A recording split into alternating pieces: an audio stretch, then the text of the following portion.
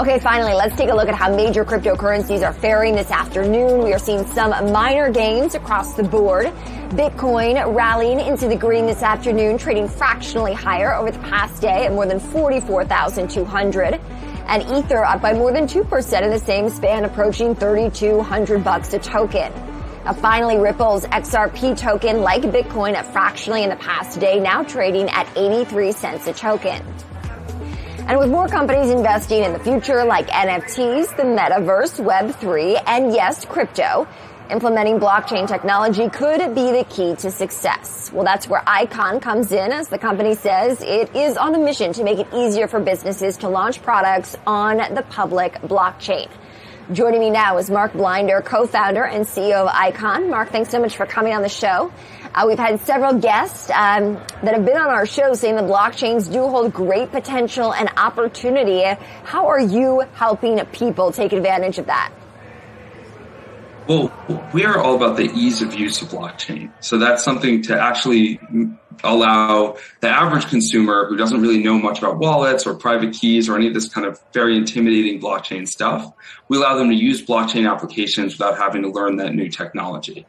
And so the businesses we work with, they really benefit from that because they can bring their users into this new world and give them NFTs or tokens or other things like that, whether it's as rewards or investments, whatever their particular use case is, we're making it easy for the average person to participate. What are the biggest questions, Marc, or perhaps the biggest hurdles that people faced as they try to incorporate blockchain into their company?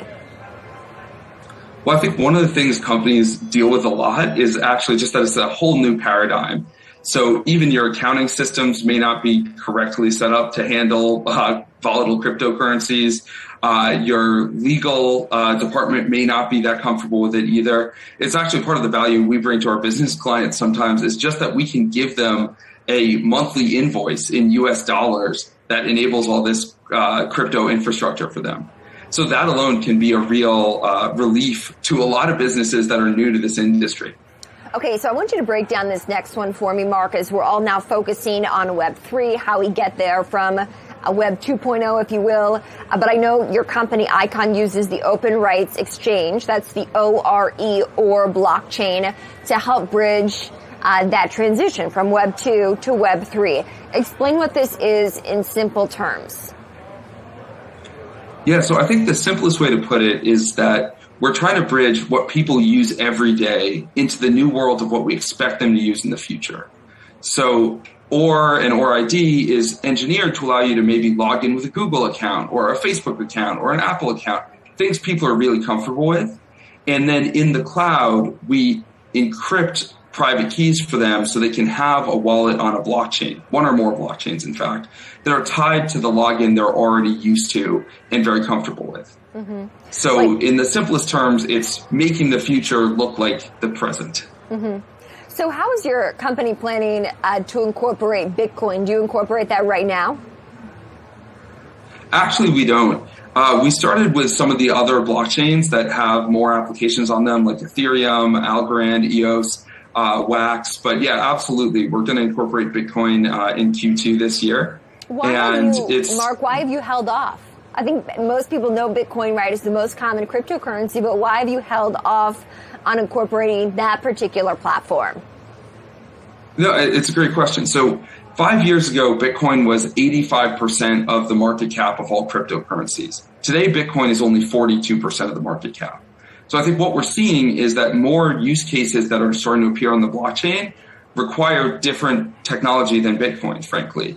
And so we set out to support those new use cases that are more complex, that can't really easily be handled on the Bitcoin blockchain. And that's obviously where we see most of the growth in the future, even though I truly believe Bitcoin will be here with us forever. But it does one thing well, it's digital gold. Everything else you want to do on a blockchain, you need some other blockchain to do today. I have to ask you about sustainability. Marc, we've got a new president at the New York Stock Exchange. One of her top 3 goals this year is sustainability. And we know in the crypto space as well, sustainability and just the massive computing power that Bitcoin and crypto transactions take and mining takes really is a cause of concern for some. So what measures is your company taking to try to make this as sustainable as possible?